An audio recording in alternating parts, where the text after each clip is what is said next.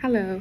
So for this week's journal discussion, I will be discussing a patient encounter that was recently had with a 15-year-old female.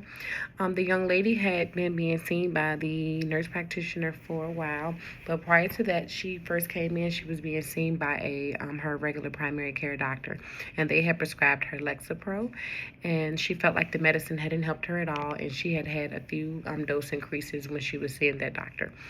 When she came in to see the nurse practitioner that I'm doing my clinicals with now, she notified her on this current visit that she felt like the medicine that she had been prescribed was helping. There had been a lot of changes that had been made. She was no longer taking the Lexapro. She was now on Zoloft and Wellbutrin, and she felt like the medicine was helping. She did feel a big difference, but she just felt like she needed a little bit more help.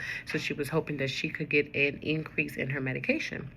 The nurse practitioner assessed her and asked her to describe exactly what feelings that she was having and what changes that she wanted to have. And she explained that she felt like in the morning her day would start off kind of rough, but then they would kind of get better as the day went on. And the reason that she asked this question is because even though both medications do help with depression, the Wellbutrin is more to help with your morning getting a start in the way that you start your day and just getting that to get you started, versus sertraline is also good for depression and helping you to have a better day, but not as much as when you first start your day off and getting you that big boost to just get you the motivation to help you to get your day started. So, and that was the reason why she increased the Wellbutrin instead of the Zoloft.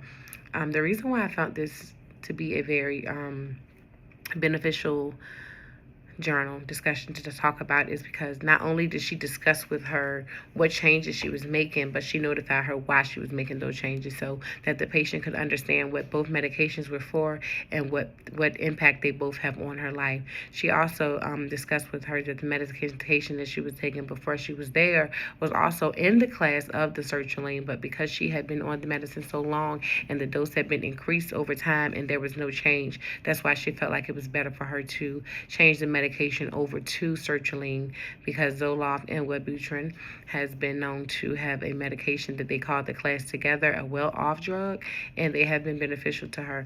She did want her to follow up with her in 2 weeks versus 4 weeks, because she usually would do a 4-week follow-up, but the patient stated that 2 weeks from then she was going to be a little busy, but she would try to get in on the schedule. She said because she wanted to make sure that that was the appropriate change and that she didn't need to change a different type of medicine because she kind of was at a high dose for the sertraline, with her getting 150 milligrams, because she initially was only on that medication, but after seeing that it wasn't effective as it needed to be, she started taking the Wellbutrin. The young lady did have a big difference to me in her overall demeanor compared to, because we could always review their soap notes and see things prior to when they were there, and just by reading her past soap notes and when she was in to see the nurse practitioner, she had came a long way. So the medicine was definitely beneficial, but she just felt like she just felt like she could get better. She felt like she was in a good space, but it could be better. I do plan to take everything that she used in this session with this patient in my future practice, because education is always significant, not only for us who's prescribing the medications, but those who we're prescribing it to.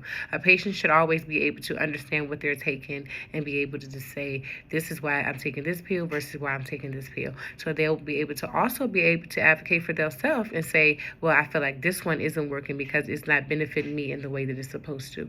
So I do plan to take everything that I've learned with this PMH&P in my future practice and all the different skills that she used with her patients.